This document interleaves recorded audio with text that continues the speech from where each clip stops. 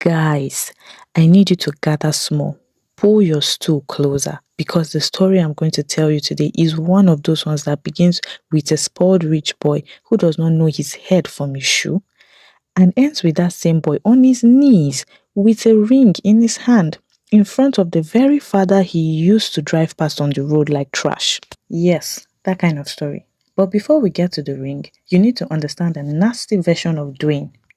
Because if you don't understand how nasty he was at the beginning, you will not appreciate what God did with him at the end. So let me start where every good Lagos story starts, with a man who could not stop gambling. His name was Alaba. He was a personal driver to a very wealthy politician everybody just called Chief. Chief was the kind of man who paid his staff well, very well. The kind of salary that another man with the same job in another house would have used to build two flats by now and be putting tenants in the third one. But Alaba had one small problem. Alaba could not see a betting shop and walk past it. Football, lotto, pool, anything that involved money going one way and maybe coming back. Alaba was there with his sleeves rolled up. By the end of every month, the salary that should have built him flat was already inside somebody else's pocket. And Alaba was eating Gary.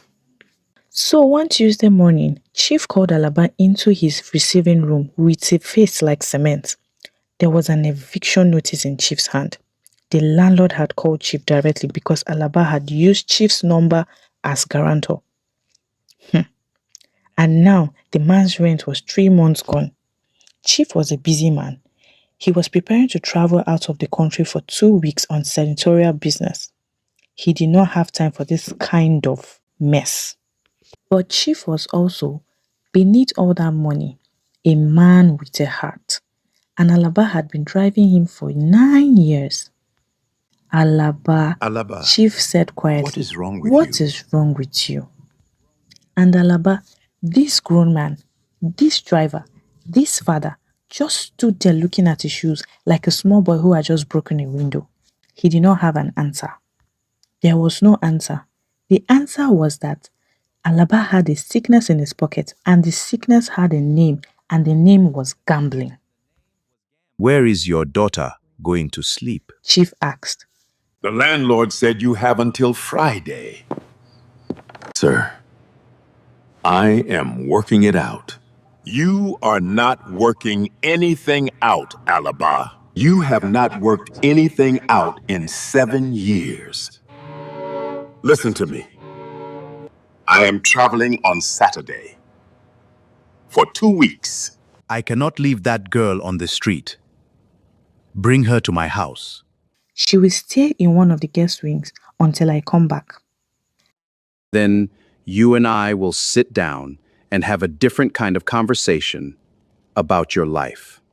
And that, my people, is how Marista, Alaba's daughter, the most respectful young woman in 3 streets, ended up packing her small bag and moving into a mansion she had no business being in. She did not know it yet, but the boy she was about to meet in that mansion was the same boy who had insulted her in the market 2 weeks ago over a pack of mangoes. Yes, let me tell you about the mangoes, because the mangoes are important. 2 weeks before Chief had this conversation with Alaba, Marista had been sitting at her small fruit stand at the edge of the market, doing what she always did on weekends to add small money to the house. She had a wooden crate of fresh mangoes from her cousin's farm, and she had washed each one until it shone. A Range Rover stopped. The window came down. A young man with the kind of face that has never known one day of hardship in his life was sitting in the driver's seat with a big girl beside him. The girl was the one who spoke. How much for the mangoes? How much for these mangoes? Her voice was already irritated, as if buying fruits from a roadside seller was a personal insult to her existence. 800 naira for 6, auntie. The girl scoffed, as if Marista had said 800 million. 800 for these things? My friend, are you mad? These mangoes are not even fresh. Marista took a slow breath. She had been raised by a quiet mother. she could not even remember, and the father who, for all his sickness, had taught her one thing properly. Never raise your voice in the market. The market will remember. So Marista smiled. Auntie, they are very fresh. I washed them this morning. If you would prefer 4 for 600, that is fine. But the girl was not interested in negotiation. She was interested in a small humiliation she could enjoy. Babe, this girl is mad. 800 for ordinary mangoes. Drive, forget her. And Dwayne, who had been on his phone the whole time, as if buying mangoes was beneath his attention, turned slightly towards Marista and said, in a voice he probably used for stray dogs, Local girl, learn how to price your goods properly. 800 for mango? Are you selling gold? he revved the engine, the car drove off, leaving Marista standing at her stand with the kind of feeling in her chest that comes when somebody steps on you and does not even look down to see what they stepped on. She did not cry. Marista did not cry over rich men. She just packed up her mangoes 30 minutes early that day and went home.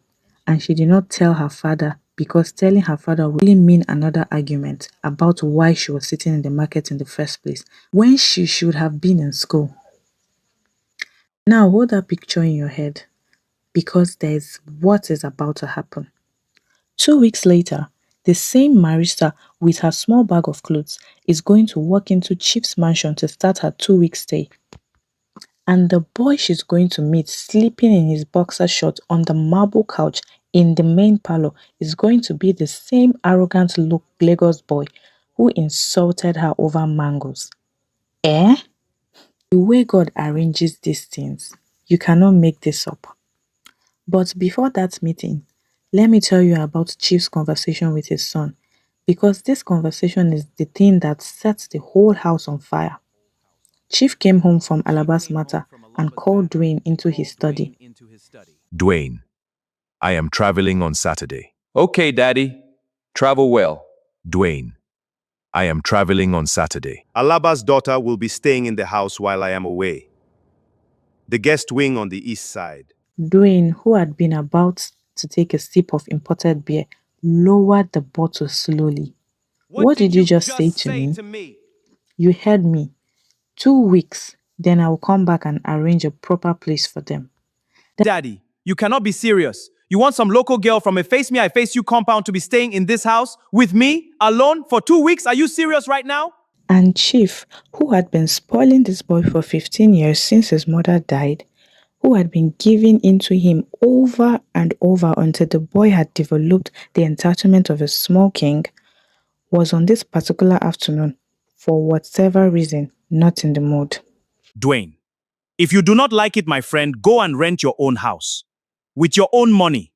From the salary you are not earning. Get out of my study. Dwayne stormed out of that study with the energy of a small electric fire.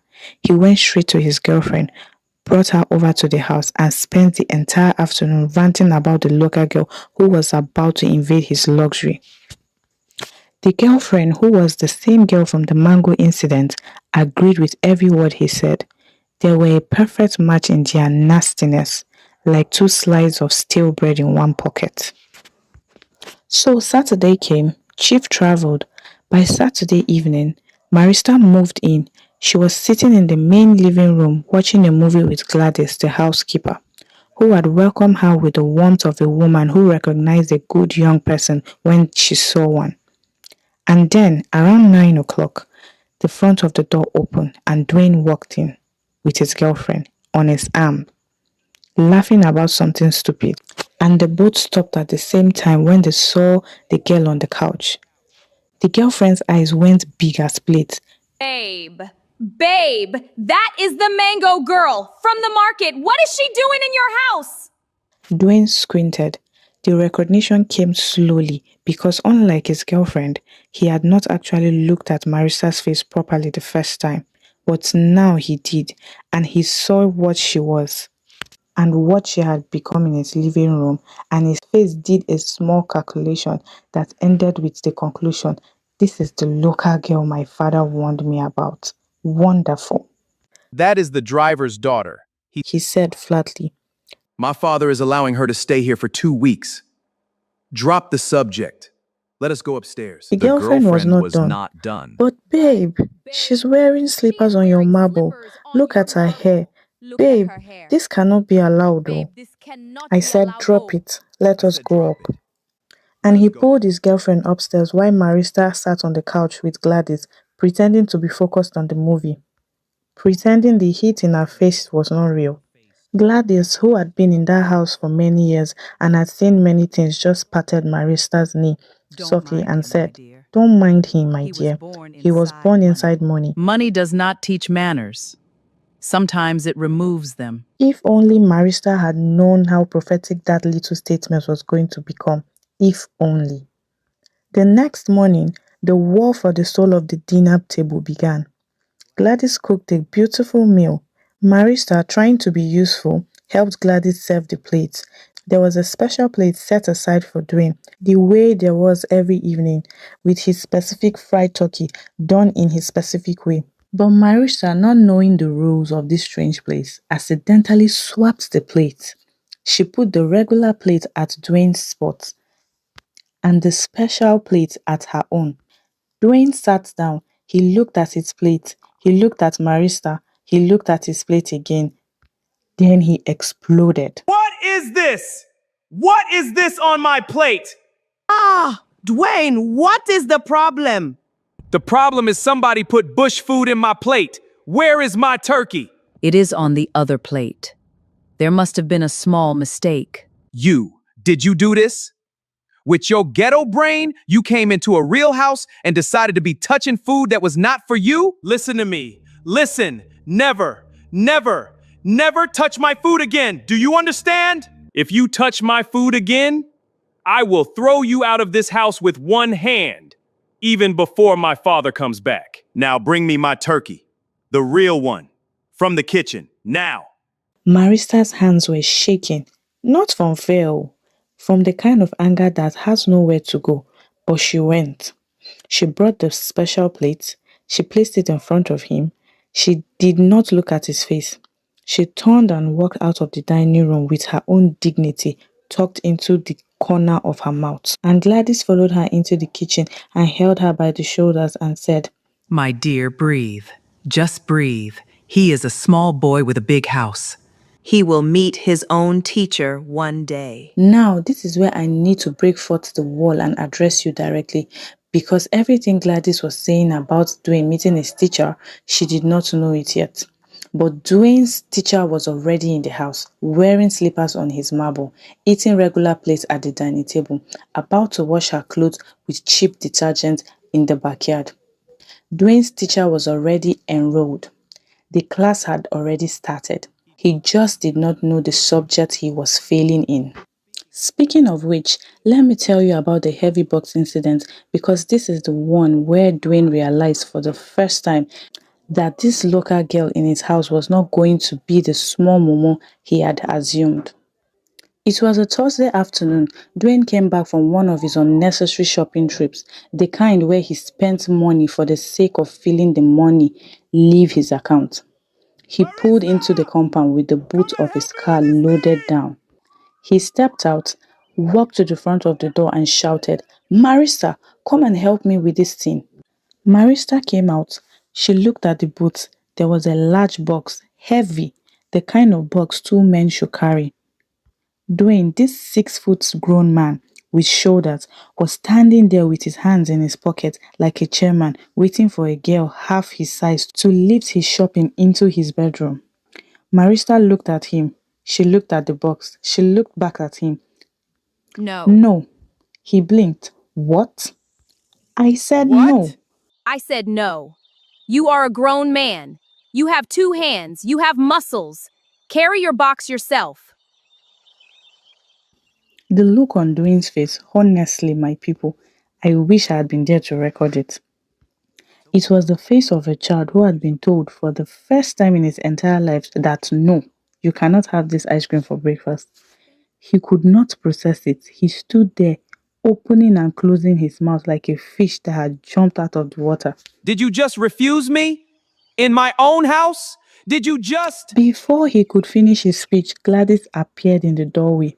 She had been watching from inside. She walked past Dwayne without looking at him, picked up the box herself, hoisted it onto her hip like a baby, and carried it inside. As she passed Marista in the hallway, she said quietly, but loud enough for Dwayne to hear, This boy has been like this since his mother died. Chief just kept buying him things. "That is why we are seeing this kind of behavior today. A 6-foot man cannot carry his own box. Now, wow." Dwayne stood frozen in his own compound, in his own driveway, in his own life, as his housekeeper and the driver's daughter walked past him carrying his luxury shopping. Something small, very small but real, cracked his arrogance that afternoon. He did not yet know what to do with the crack, but it was there. 2 nights passed without major incident. Then came the night of the escorts. Yes, the escorts. Because of course, Dwayne, in addition to being arrogant and rude, was running a small after-hours business in his bedroom that I am too polite to describe in detail. But if you have lived in Lagos, you know exactly the type of girls I'm talking about. The flashy ones with small bag and the laughing too loudly and the heels they cannot really walk in. Two of them came that night. Dwayne had ordered Marista to bring up a pack of premium juice and 3 glasses to his bedroom. 3 glasses. He could not even pretend it was just one. Marista carried the tray up the stairs slowly, holding her face neutral. She knocked. The door opened. Dwayne was standing there in just his trousers, no shirt, with the 2 girls on his bed already in positions I will not describe. She walked the tray in, placed it on the side table. She did not look at the bed. She did not look at the girls. She did not look at Dwayne. She just turned to leave. And as she reached the door, Dwayne said, And do not knock again unless I call you. Go. like she was a servant, like she was less than a servant, like she was the smell of a servant. Marista went downstairs that night with 2 things in her chest. One was a kind of disgust she had never felt from another human being. The other was a small private satisfaction because she had seen something the rest of the world did not see. She had seen the empty look in Dwayne's eyes when he opened that door, the flatness, the boredom. She had seen with her own eyes a young man with everything who was deeply, deeply unhappy. And that small detail, my people, was the seed of something. Not love, not yet, but the seed of compassion that would, in the right soil, grow into something else. The laundry clash came the following morning. Marista was washing her clothes by hand in the backyard, the way she had always watched them at home, when Dwayne walked out with a glass of something cold and decided that today would be a good day to mock her further. Marista, what is this you are doing? Washing clothes. With your hand in the back of my house? Are you mad? There are 3 washing machines in this house. 3. Are you trying to embarrass my family? What if a guest comes in and sees the driver's daughter doing public laundry like we are a face me, I face you compound? And another thing, that detergent you are using, that cheap Omo, it will chemicalize my marble floors when you bring the wet clothes inside. Do you know how much my father paid for those floors? You cannot just be. And here, finally, Marista turned slowly, the way a person turns when they have decided that today is the day. She did not stand up. She just looked up at him from where she was kneeling on the concrete, her hands still in the basin, and she switched into pidgin, which she has been controlling for 2 weeks, which she only used when she was about to stop controlling things in general. Dwayne, make I tell you small thing. Just small one. I dey try. I dey try wella. Since I come this house, I don dey try. But this your mouth wey no get break. E go push me reach where I no wan go. The day wey I show you my bad character. Na that day you go know say no all the local pikin you dey insult get patience like me. Try me one more time. Dwayne stood there for a long moment. The glass of cold drink was still in his hand. He had been planning to say something else, something cutting, something that would put her in her place, but the words were not coming. Because the girl looking up at him from that basin, even on her knees with soap up to her elbows, was clearly somebody who could fight him in 3 languages and win in all of them. He turned. He walked back into his house. He did not finish his cold drink. That same week, Marissa was sitting in the kitchen helping Gladys chop onions when she finally asked the question that had been building in her since the night of the escort. Auntie Gladys, tell me something.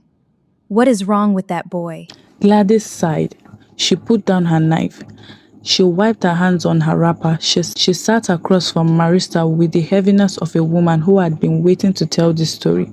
My dear, I will tell you, but I want you to hear it as a person, not as somebody who is angry. Dwayne's mother died when he was 6 years old. 6. He was a small boy. He came from school one day and his mother was alive. He came from school the next day and his mother was gone. They did not even tell him properly. They just said mommy has traveled. For 2 months, he thought she was coming back. Then somebody at his school told him the truth. His own mother, my dear. And after that, he changed. He became quiet. He stopped eating properly.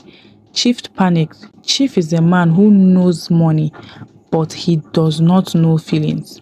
He thought, if I cannot bring her back, at least let me give this boy everything. Everything, every toy, every gadget, yes. Never a no. By the time Dwayne was 12, that boy had not heard the word no in 6 years. By 18, he was bringing girls home. By 22, he was being expelled from one university for cult activity. Chief paid.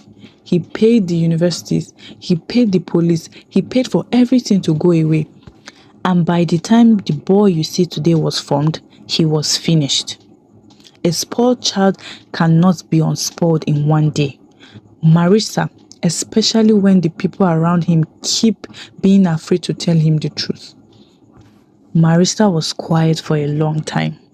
She did not know yet that this story was about to start changing her view of the boy upstairs, but Gladys was not finished. And let me tell you something else that will shock you. Gladys said, that boy, the same boy who keeps girls in his room and shouts about Turkey.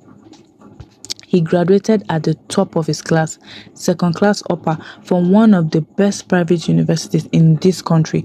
He is a brilliant boy, Marista. Brilliant. He could be running half of Lagos with a brain in his head, but he has not used it because nobody has ever required him to use it. The day a real reason comes into his life, the day a real thing forces him to wake up, watch this house, watch what happens. That boy is a sleeping giant. He just does not know it yet. Marissa heard those words. She filed them somewhere in the back of her mind. She had no idea. Sitting there with the onions, making her eyes water, that she was the real thing Gladys was prophesying about. She was the reason. The reason was sitting in the kitchen wiping her eyes with the back of her wrist, and the reason did not even know it yet. Now, Chief called from his trip around this time. He was in some hotel in another country, sipping wine probably. Daddy, this Marista of a girl, she is useless. She is rude. She refused to carry a box. The moment you come back... Dwayne, I have spoken to Gladys. I have spoken to the gate man. I have spoken to the cook. Everybody in that house told me Marista is clever, hardworking, respectful. Everybody. The only person complaining is you. Have you stopped to ask yourself why? Click. The line went dead. Chief had nothing more to say. Dwayne stood there with the phone in his hand for a full minute. For the second time in 2 weeks, somebody had said something to him that he had no answer for.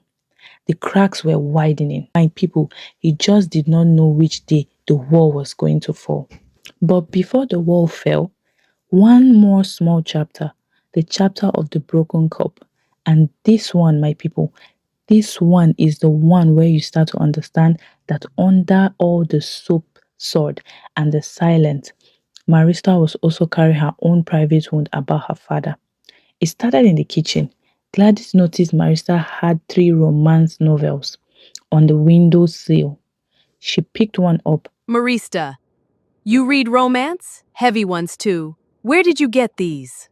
I read everything. I was studying business administration at Polytechnic before I had to leave. You left Polytechnic? Why? You are a clever girl. Why did you leave? And Marista, who had not told anyone the full truth for these 3 years, told Gladys because Gladys had become in 2 weeks the closest thing to a mother she had ever known. My father told me he could not pay the tuition. He said the money was not there. He said I had to leave and work for a year. But Auntie Gladys, I knew. The money was there. He had gambled it. Every kobo of my school fees he had taken to the betting shop. I left my future inside a betting slip. I love my father, but I have not been able to forgive him. Gladys held her hand. She did not say anything. There was nothing to say. Some wounds you cannot speak to. You can only sit beside it. Now, that same evening, Marista was alone in the kitchen washing the last of the dinner dishes when her hand slipped. A cup fell. It hit the marble floor and broke into 3 clean pieces. A plain-looking cup, old, worn around the trim, the kind of thing you would throw away. Marista bent down to pick up these pieces, and as she was sweeping them into the dustpan, Dwayne walked in. What did you do? It slipped. I am sorry. It was an accident. What did you do? What did you do? I said it was an accident. I will buy you another cup. You will buy me another cup. Marista, do you know what that cup was? That cup was a gift from my mother. The last gift she gave me before she died. I was 6 years old. I have had that cup for 19 years. Through 3 universities, through 2 house moves. That cup was the only thing in this entire house that I cared about. You broke it. The driver's daughter. With your useless hands and your gambling father. You broke the only. How dare you! You, listen to me. You are a useless, stupid Lagos boy. You have done nothing in this life. Nothing. Every single thing in your life was paid for by your father.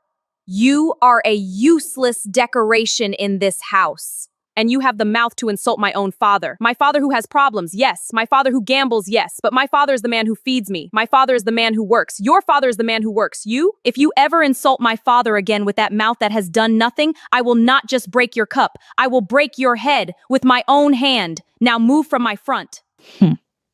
She slipped the dustpan. She walked past him. She tipped the pieces of the cup into the bin. She walked out of the kitchen. Dwayne stood there alone in the kitchen with the smell of fish stew in the air. And for the first time in 19 years, my people, that boy heard somebody he could not pay to be quiet. He did not chase her. He did not shout after her. He just stood there. And somewhere inside him, the wall that had been cracking for 2 weeks shifted. Not falling yet, but shifted. The next few days passed with a strange new energy in that house. Dwayne stopped barking orders at Marista. He did not apologize. He did not soften. He just stopped speaking to her at all. He passed her in the hallway and did not look at her. He sat at the dinner table and ate in silence. He took his calls outside on the balcony instead of inside the parlor. Something in him was thinking. Marista did not know what. Gladys did not know what, but the boy was thinking. Then came the night that changed everything. The night of the poison drink. My people, sit down properly for this one, because this is the scene where the whole story turns. It was a Friday. Dwayne had invited a girl to the house. A new one, not the regular escort type. This one was different. Quiet, polished. She had introduced herself as a friend of a friend. Said she had met him briefly at a wedding 3 weeks back. She said she just wanted to have small drinks and good conversation. Dwayne, who was still moody from the cup incident, agreed because he wanted to feel like himself again, like the old Dwayne, like the Dwayne whose night involved girls and drinks and no consequence. They were in the smaller parlor, 2 bottles of imported wine on the table. The girl was laughing too easily at jokes that were not funny. Dwayne was half present. He was drinking, but he was not really there. He was still hearing Marista's voice from 3 days ago. You are a useless decoration. The words had been ringing in his ear like a small bell that would not stop. His Excuse phone me for rang a in his moment. bedroom upstairs, Excuse me for a moment, he said to the girl. He got up and went upstairs. What he did not know was that Marista had been walking down the corridor at that very moment with a tray of fresh glasses Gladys had asked her to bring. Marista had paused at the entrance of the smaller parlor because she did not want to interrupt, and from where she stood, in the shadow of the hallway, she saw something that froze her in place. The girl reached into her small clutch bag. She pulled out a tiny glass vial. She unscrewed the top. She looked around to make sure nobody was watching, and she poured the content of the vial into Dwayne's glass. Then she tilted the glass slightly. She watched the color change for 1 second and then settled. She put the empty vial back in her bag. My people, Marista's heart stopped. She knew exactly what she had seen. She did not need it explained to her in English. A woman who had grown up in Lagos knew what it meant when somebody who had no business being in your house was emptying small bottles into your boyfriend's drink. This was not a love charm. This was not a sleep medicine. This was a kill. Footsteps came down the stairs. Dwayne was coming back. The girl arranged her face into a sweet smile. She lifted the glass. She held it out to him as he came back into the parlor. Welcome back, my love. I poured you a fresh one. Take, drink. Let us toast to us. Dwayne reached for the glass. He was tired. He was distracted. He was not even paying attention. His fingers closed around the stem. And Marissa, my people, did not think. There was no time to think. There was only one thing to do. She came out of the shadows of the corridor at full speed, and she crossed that parlor in 3 steps, and she slapped the glass out of Dwayne's hand with the back of her own hand, and the glass went flying across the room and shattered against the wall, and the dark liquid splashed across the white marble like blood. The room went dead silent. What is wrong with you? What is wrong with... Dwayne, she poisoned it. I saw her. She poured something from a small bottle into your drink when you went upstairs. She wanted to kill you tonight. She is lying! This girl is mad! Babe, she is mad! Look at her accusing me because she is jealous of me, babe! Search her bag. The bottle is still inside. The girl lunged for her bag, but Dwayne, who had been frozen for 1 full second, came back to himself fast. He grabbed the bag before she could reach it. He opened it on the table, lipstick, phone, keys, tissues, and then, rolling slowly towards the edge of the table, a small empty glass vial with the cap loose. Dwayne picked it up. He stared at it for a long moment. Then he turned to the girl. Who sent you here? Babe, I don't know what she's talking. Who sent you here? His voice was a voice Marista had not heard from him before. Cold, steady adult. The girl crumbled. She started crying. She started talking. The word tumbled out of her, one on top of the other. A politician, a rival of chiefs, the senatorial race. They had paid her 15 million naira to do it. They had given her half upfront. They had given her the bottle yesterday. They had told her if it worked clean, she would get the other half by morning. She had been told to make it look like Dwayne's heart failed from too much partying.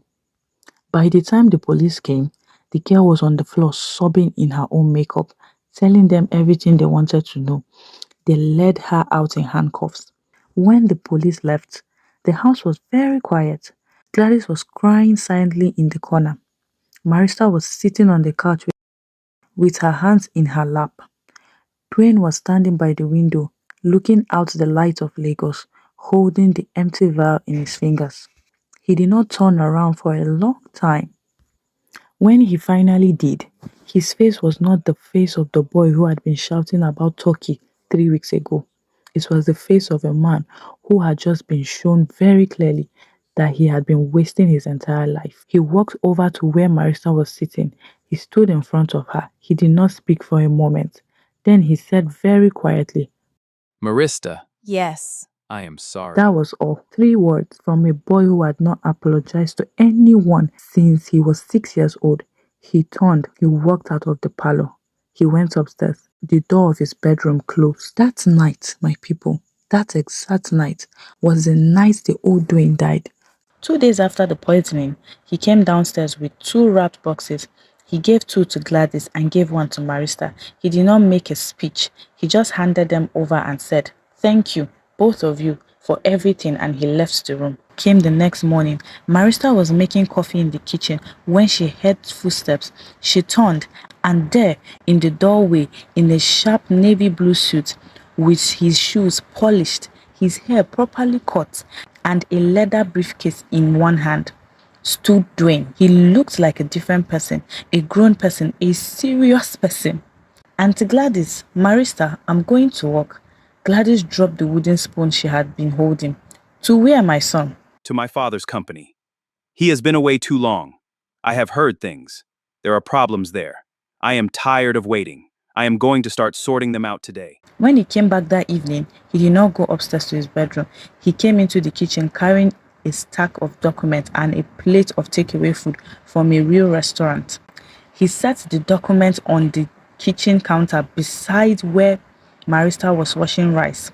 He opened the takeaway, he sat down, and without asking permission, like he had been doing it every day of his life, he had begun to eat his dinner in the kitchen beside the driver's daughter. "What are those papers?" Marista asked, partly because she was curious, partly because she did not know how to behave around this new version of him. You will not believe this. 200 million naira. Fraud. Going on at my father's company for at least 8 months. Mr. Bean Finance and the external auditors, they have been working together. I have already found 3 of the trails. Marista stared at him. The Dwayne of 3 weeks ago could not have spelt the word fraud. This Dwayne was talking about invoice trails like he had been doing it for 10 years. Gladys had been right. This boy was a sleeping giant. The poison had been the alarm clock. He worked late that night. Then later the next, then later the night after that.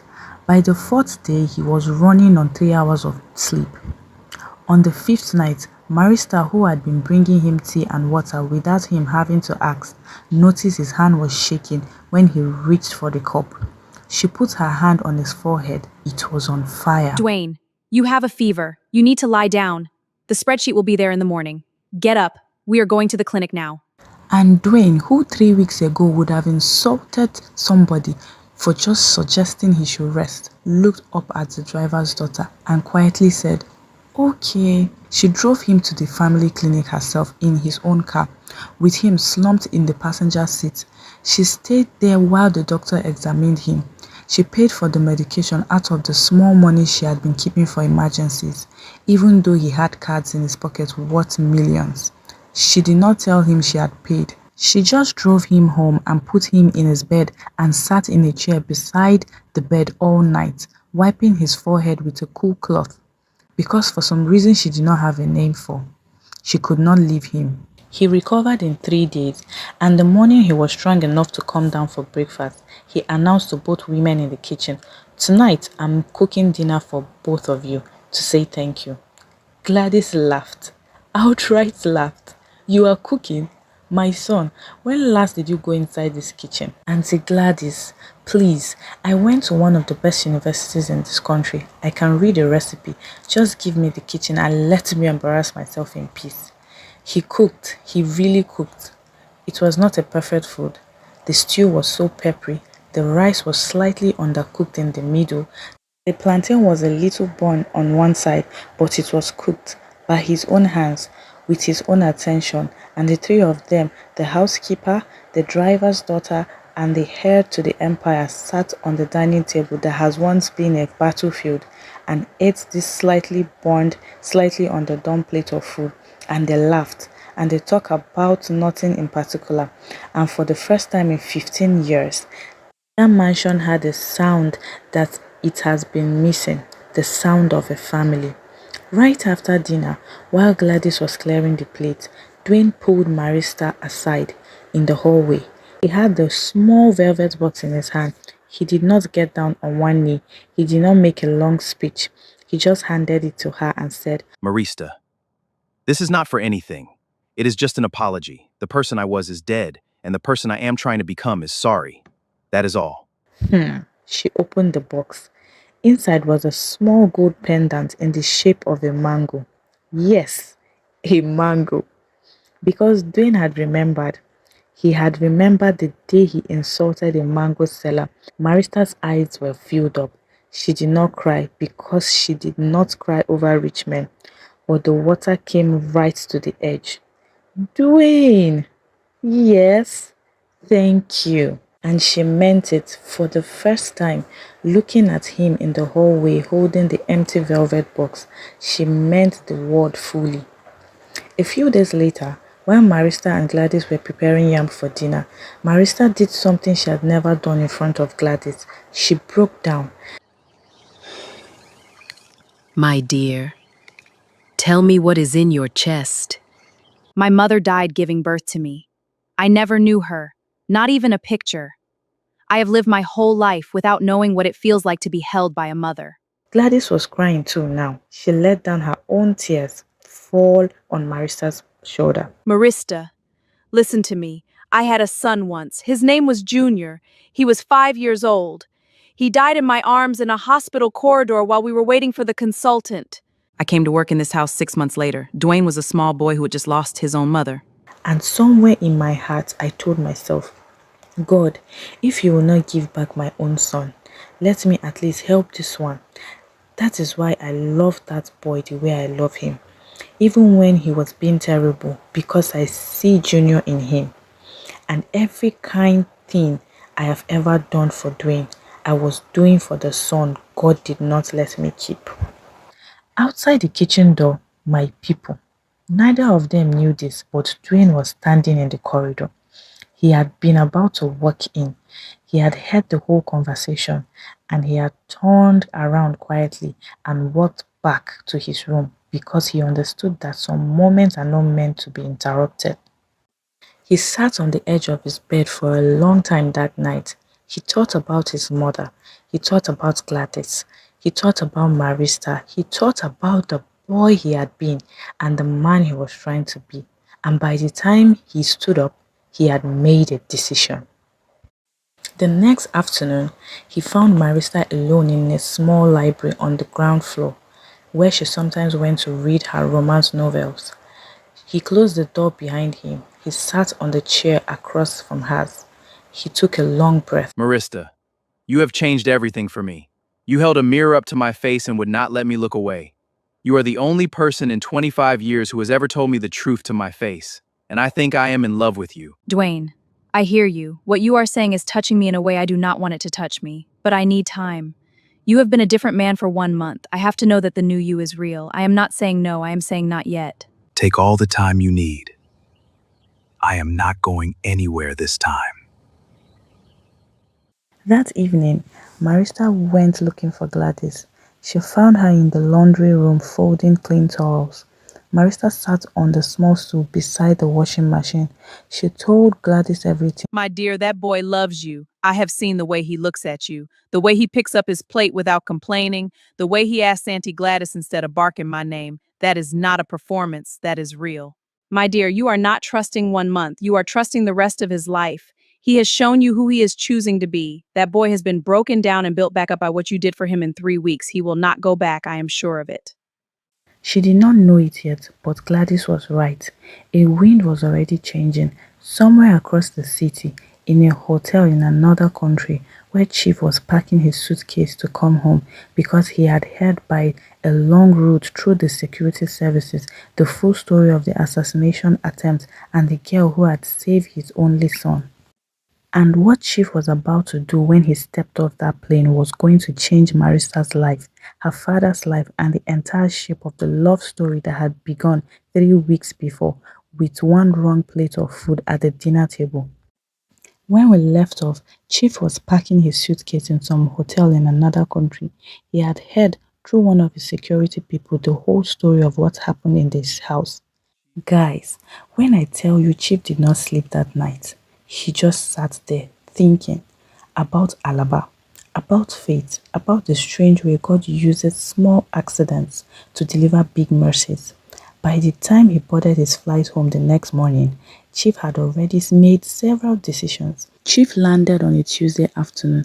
He came straight from the airport to his mansion. He did not change his clothes. He did not eat. He went into his study and called Alaba on the phone.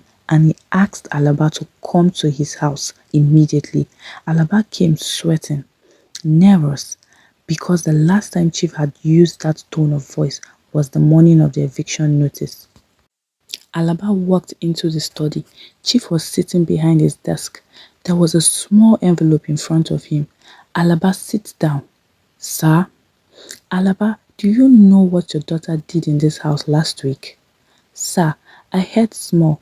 Gladys said something on the phone, but Alaba, your daughter saved my son's life with her own hand while a paid assassin was about to kill him. 3 steps across the parlor. This is what she did. Do you understand what your daughter did? Alaba opened his mouth. He closed it. He opened it again. No sound came out. He just sat there with his hands in his lap and his eyes filling up, because in his entire life nobody had ever told him his daughter had done something that mattered. Alaba, Chief picked up the envelope. He slid it across the desk. Inside this envelope is the key and the document to a fully furnished 2-bedroom apartment, brand new, in a clean estate, 20 minutes from here. I bought it yesterday morning before I boarded the plane. It is for you and Marista. Move in this weekend. The rent is paid for 2 years. There is also a small extra deposit, 5 million naira in your account as we speak. Wow, wow, wow. Alaba looked at the envelope. He did not touch it. He looked at Chief.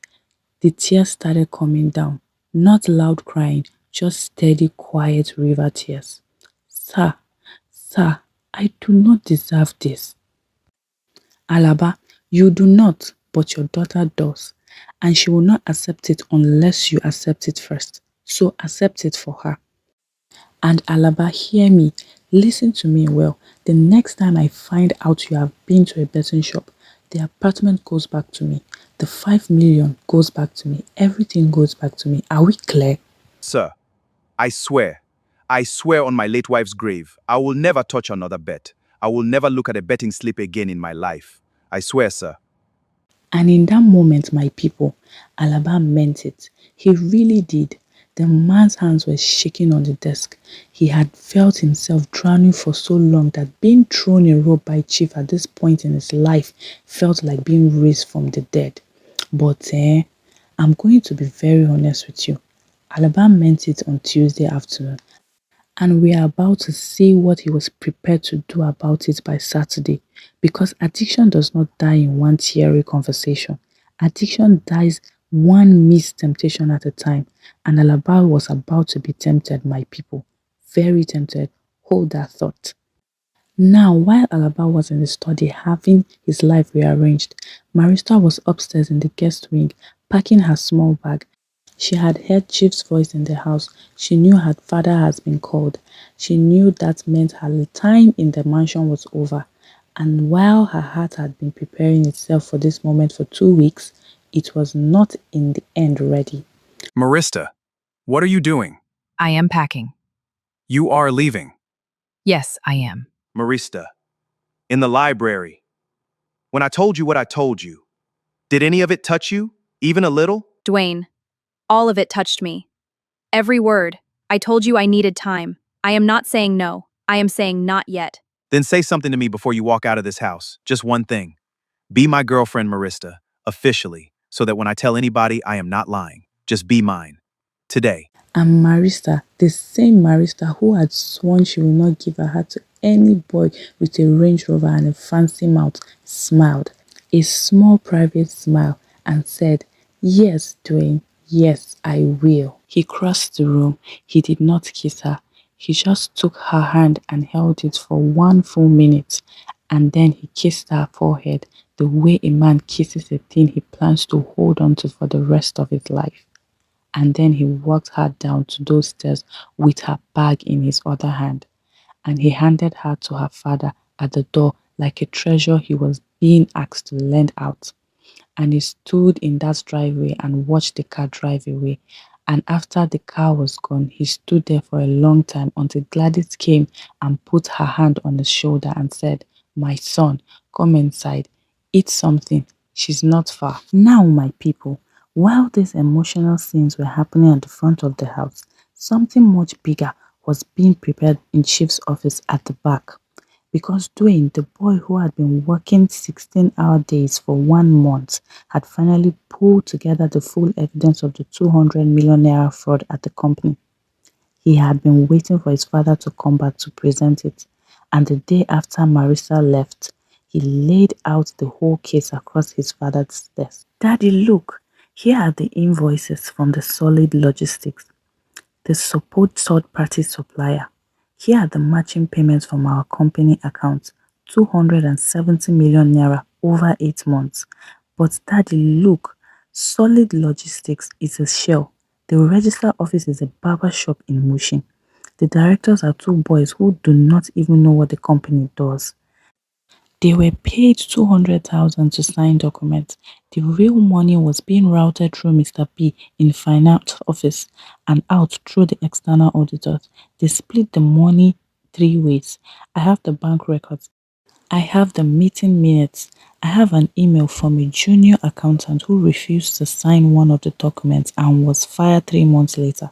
He still has the original email on a personal account. We have him as a witness. Chief sat back in his chair. He stared at his son. He stared at the document. He stared at his son again. And slowly, the smile spread across his face. Dwayne, yes, daddy. My son, did you do all of this in 3 weeks? Yes, sir. With small help from one of my friends in the auditing firm, but mostly me, late nights. Chief stood up. He came around the desk. He hugged the son, a full hug. The kind of hug that involved his face pressed into Dwayne's shoulder for several seconds. Because for 15 years, since the day his wife died, Chief had been waiting to feel proud of this boy.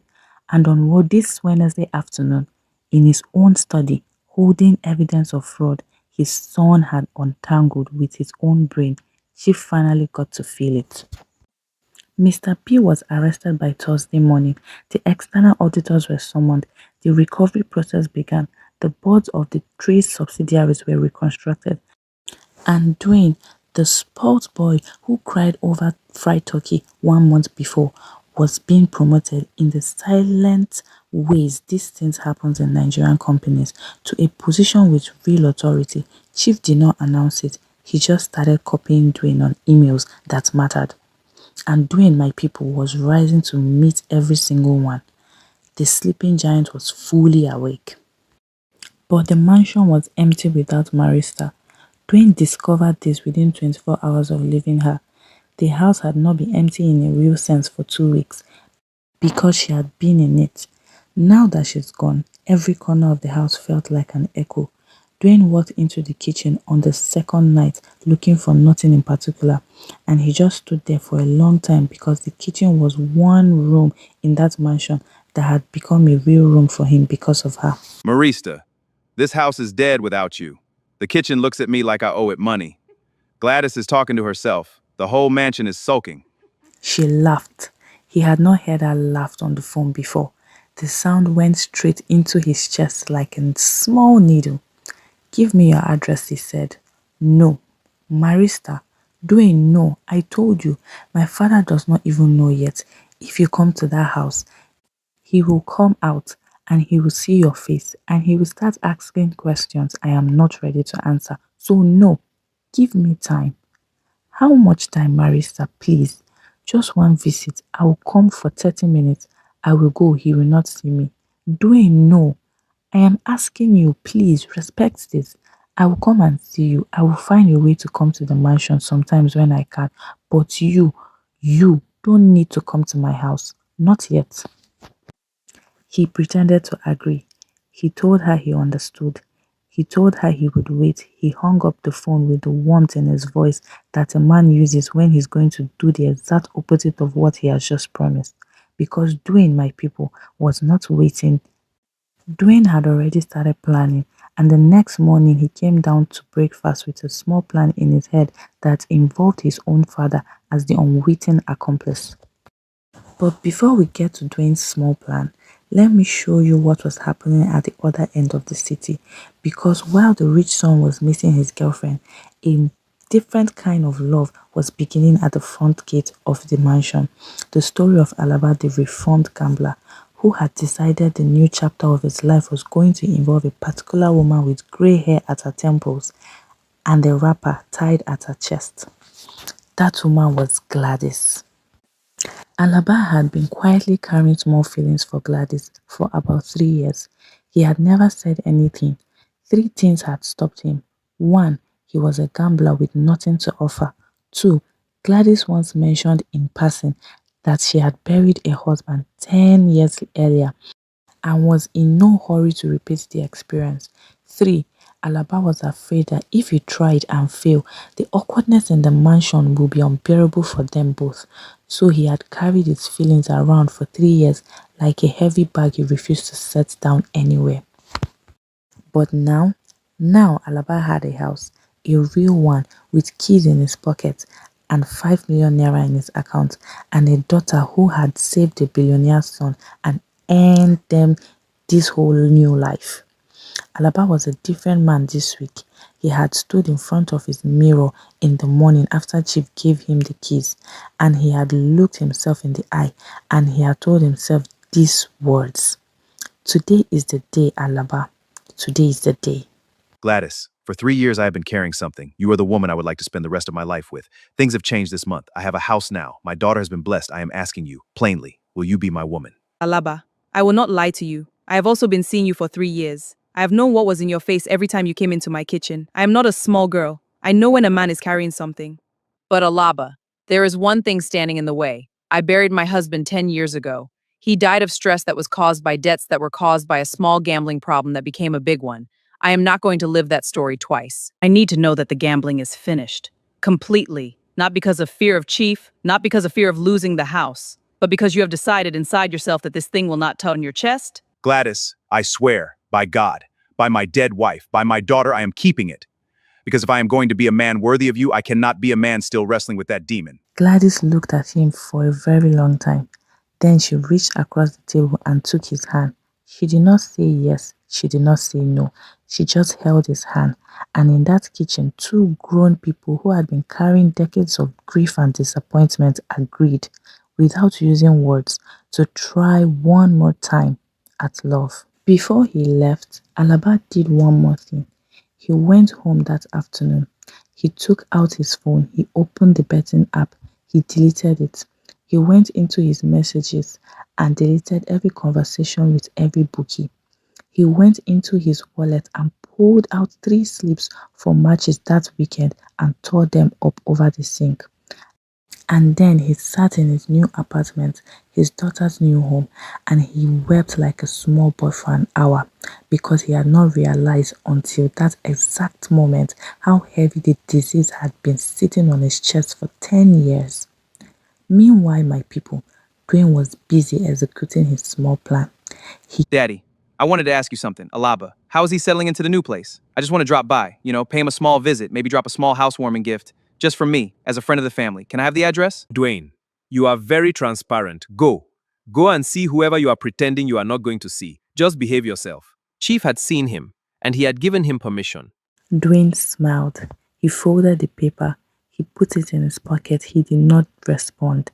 He did not need to. His father had seen him, and Chief, in his quiet way, had given him permission. That same evening, Dwayne drove himself to the address. He did not bring the driver. He drove his small saloon car instead of the Range Rover so as not to attract attention. He parked one street away from the apartment block. He walked the rest of the way. He climbed the stairs. He knocked on the door. Marista opened it. Her eyes went big. Dwayne, what are you doing here? How did you get this address? You have to leave right now. My father will be back any minute. Please, go down the back staircase. Take the back road. Just go. He went down the back staircase. He came out on the side of the building. He walked back towards his car. He was halfway across the small parking lot, smiling to himself like a fool, when a voice called out behind him. "Excuse me, young man, are you not Chief's son, Dwayne?" Dwayne froze. He turned slowly.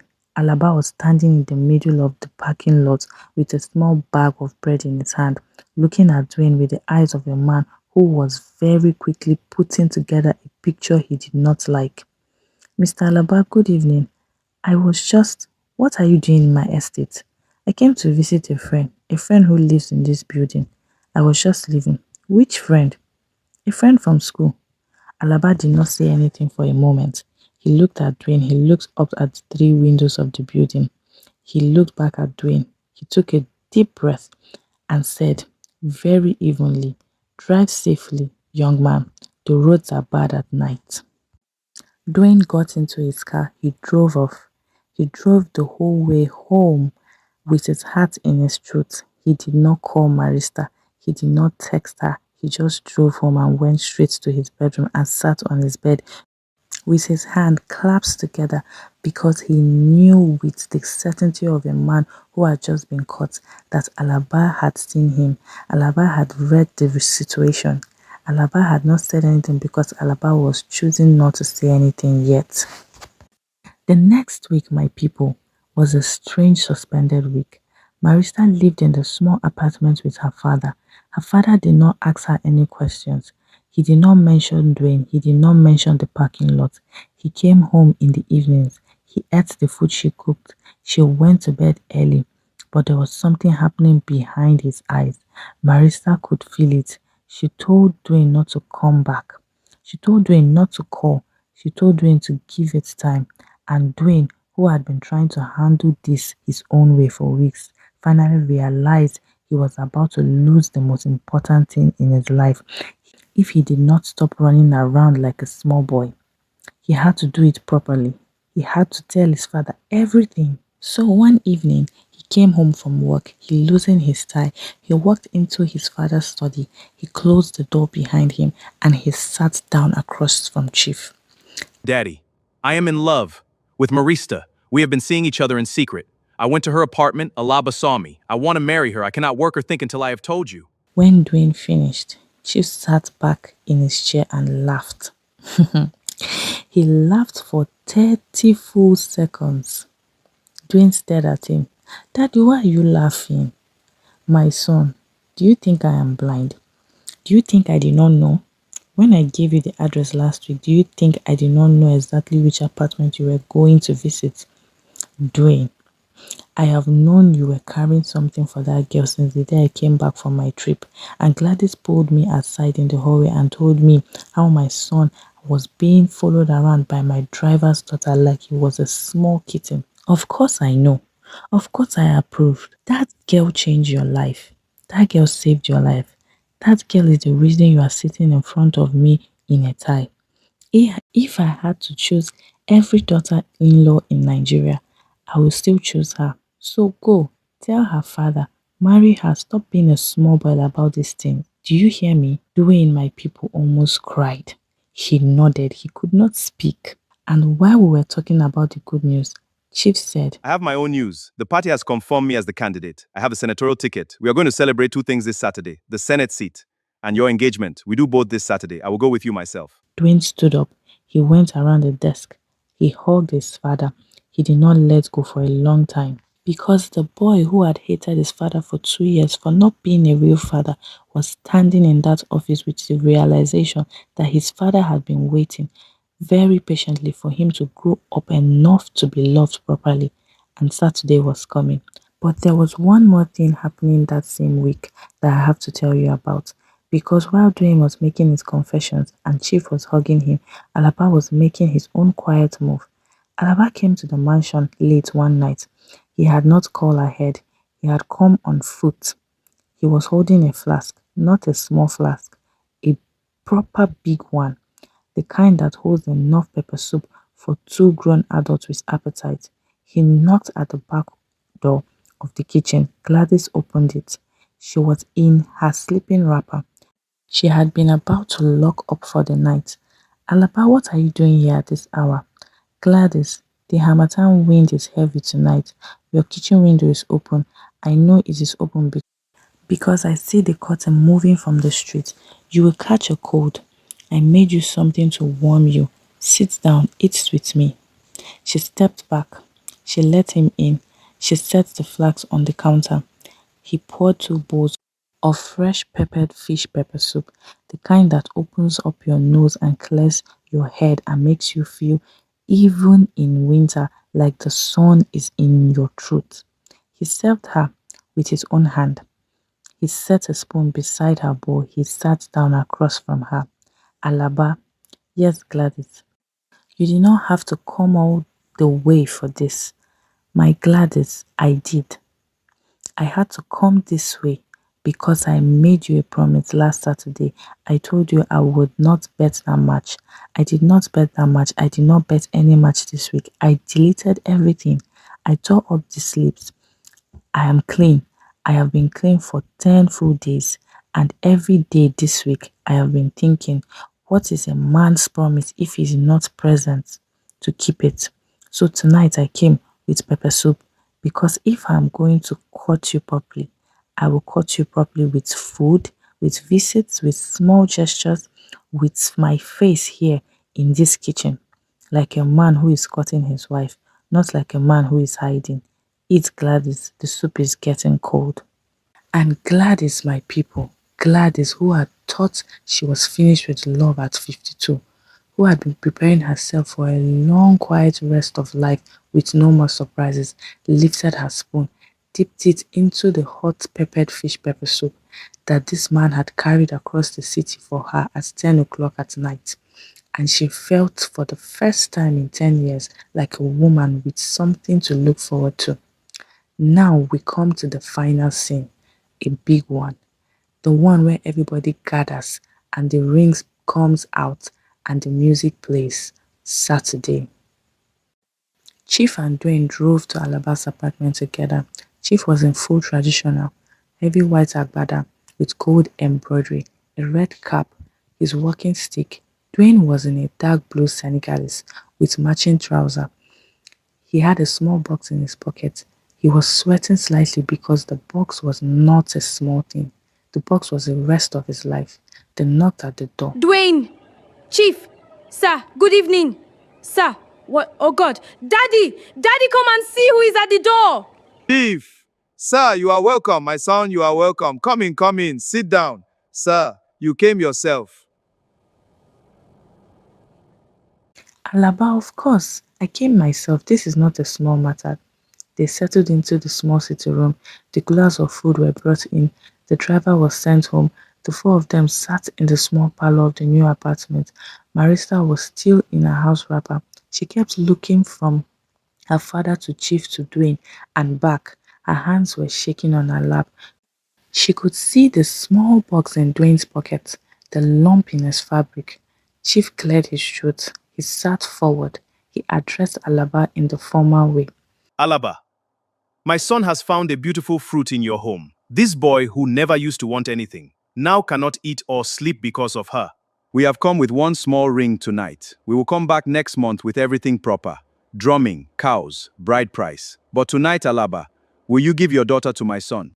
Alaba did not answer immediately. He stood up. He walked slowly to where Marista was sitting on the cushion. He put both his hands on her shoulders. He looked down into her face, and for the first time in many years, my people, Alaba looked at his daughter like a father. Marista, my daughter, this is a question for you, not me. I have caused you many pains in your life. I have taken from you what I should have given. I have made promises I did not keep. I know what kind of a woman you have become in spite of me, not because of me. So I will not answer this question for you. You will answer it yourself. Do you love this boy? Marista nodded. She could not speak. Has he proven himself to you? She nodded again. Then I do not need to think about it. I give my blessing fully, happily, as your father. Whatever I have in this life, I give it to this union. Take my daughter. Then I do not need to think about it. I give my blessing, fully, happily. Take my daughter, Dwayne, be good to her. Because if you ever hurt her, the same girl who saved your life will hurt you back, and I will not stop her. Do you hear me? Dwayne stood up. He went to his knees in front of Marista, right there on the small floor of the small apartment. He took the box out of his pocket. He opened it. The ring was real this time. No gold plating. Real. Simple. Beautiful. The kind of ring a man chooses when he has thought about it for a long time. Marista, will you marry me? For real. In front of God, in front of our fathers, in front of everybody. Will you be my wife? Yes, Dwayne. Yes, I will. She held out her hand. He put the ring on her finger. It fit. Of course it fit. Gladys had quietly measured her finger one afternoon with a piece of string while Marista was sleeping on the couch. They had been planning this for a long time. Chief stood up. He clapped once, loud. The room came alive. Alaba was hugging his daughter. Dwayne was still on his knees holding her hand. Chief was unwrapping the cooler of jollof rice that he had brought because, as he said, no important conversation in Nigerian home is complete without food. Somewhere across town, Gladys, who Chief had quietly told earlier in the day, was sitting in the mansion kitchen with her own small bowl of pepper soup that Alaba had left her the night before, smiling to herself because she knew exactly what was happening at this moment and she was happy for everybody at the same time, and her own life had also begun again and the whole story was finally arranging itself properly. And my people, that is where I leave you tonight, with a small apartment in a clean estate, with 4 people gathered around a plate of jollof rice, with a ring on the right finger, with a senatorial ticket in the pocket of the right man, with a gambler who put down his last bet, with a housekeeper who said yes after 10 years of saying no,